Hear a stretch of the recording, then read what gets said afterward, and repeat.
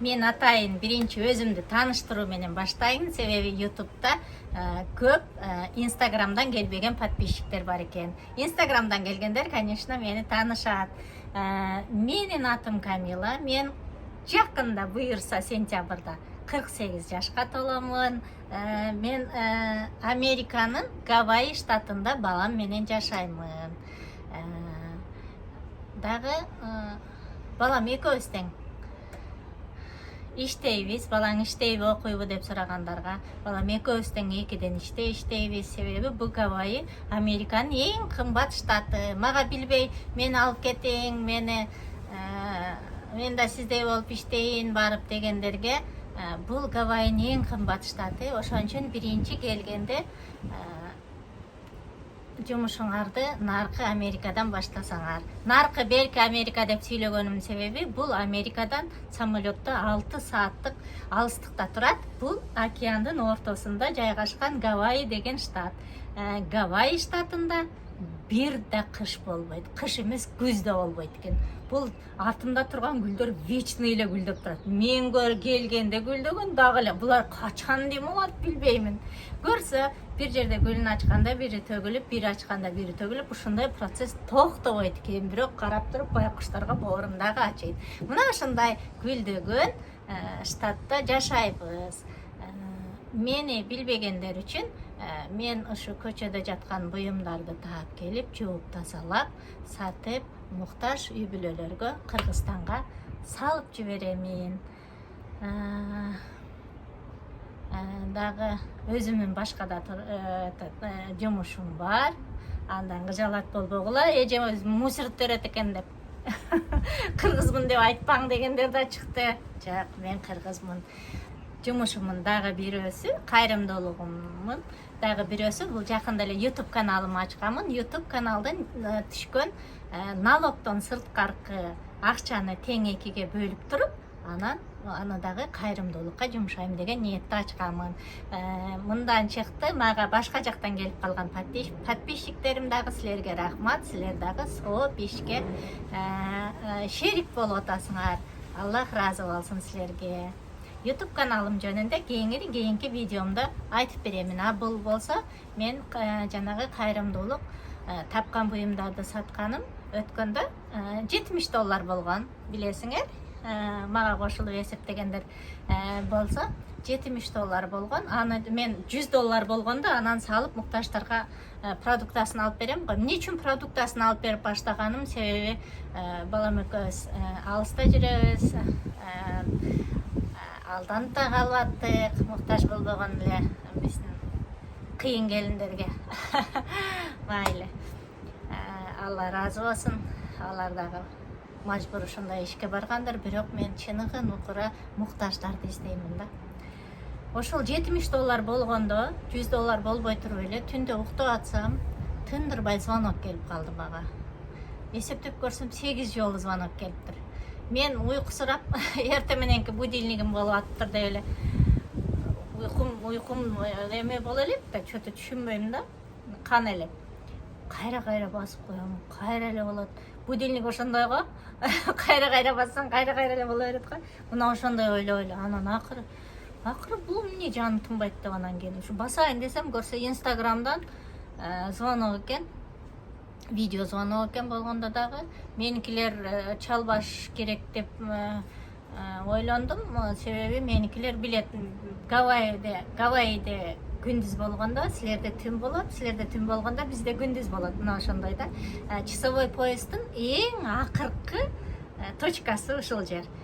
Силерде 27-си болгондо, Россияда 27-си, башка дүйнө жүзүнүн баары 27-си болуп, уже силер 28-и өткөндө бизде зорго 27-си болот. Мына ошондой, почти бир күн, почти эмес, бир күн аркадабыз. Мына ошондой жерде жашайбыз. Эми меникилер түндө чалып калса, бул тревожный звонок гана болушу мүмкүн. Ошон үчүн корком түнкү звоноктон. Звонокду алсам, бир келин, ошо бети башы каан экен, көрсө мурду сынган экен. Билип атасыңар ким сындырганын? Ооба, күйөөсү. 3 баласы бар экен. Оюнда да бар экен. Анан остановканын аркасында бир мындай жылгын бар экен, жыш. ошо жылгындын аркасына отуруп алышыптыр бөжөйүшүп.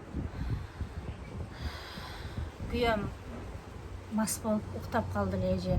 Чыгынып качып чыкты. Мындай бир эле жолу эмес эже, көп жолу болду. Ошо сиздин передачаларыңызды көрүп жүрчү элем. Анан ошо эжеге кайрылсам кандай болот деп ушу Кудайым мага ушу көкүрөгүмө биринчи эле сизди сала койду дейт. Анан кечирип коюңузга тындырбай чалдым, балдарым үчүн чалдым дейт. Себеби дейт, балдарым ачка отурат дейт.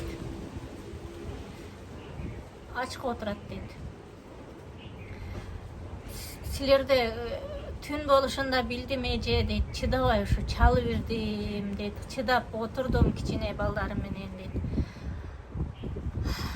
Мейли анысы.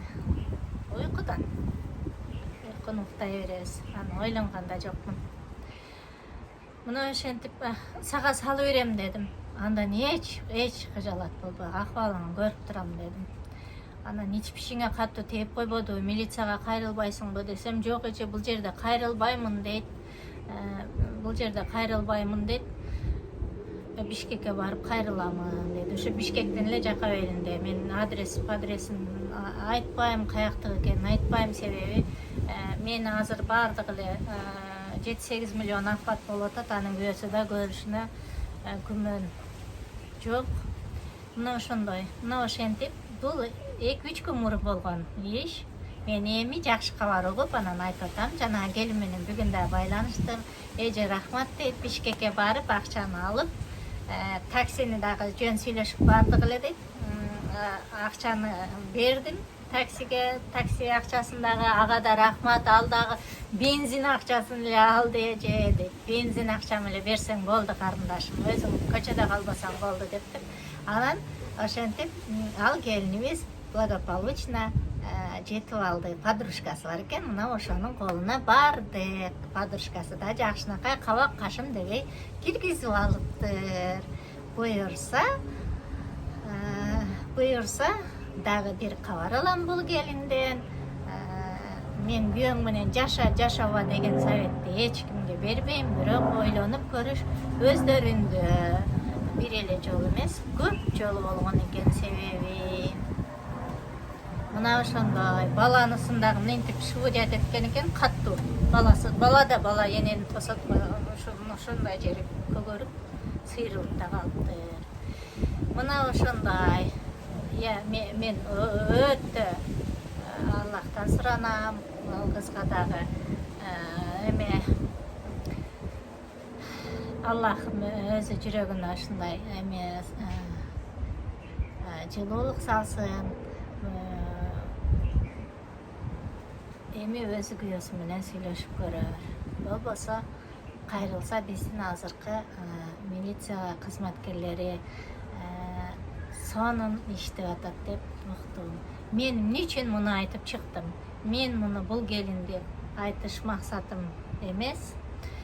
Мен жаныңарды, айланаңарды, кошунаңарды мынтип кулак сала жүргүлө деп.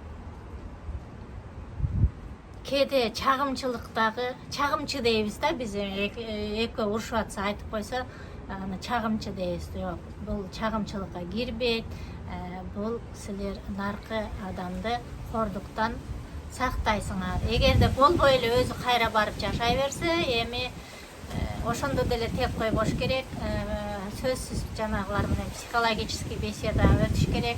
Аял киши себеби көбүнчө кантип көчөдө калам балдарым менен, балдарыма эмне жедирем деп ошо өзүн ур тепкиге коюп жашай берет. Мына ошондойдун аксакалдар дагы уят карып сүйлөшкүлө, ата-энелер, ошол ураган күйөөнүн ата-энелери тартипке чакыргыла.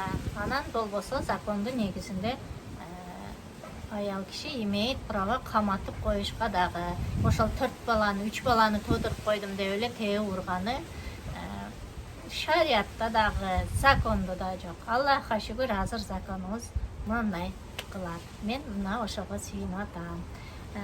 Менин подписчиктерим Силерге чоң рахмат. YouTube каналымда кантип монетизация кылып өттүм, кантип подписчик чогулттум. Мына ошол жөнүндө кеңири кийинки видеомда айтып беремин.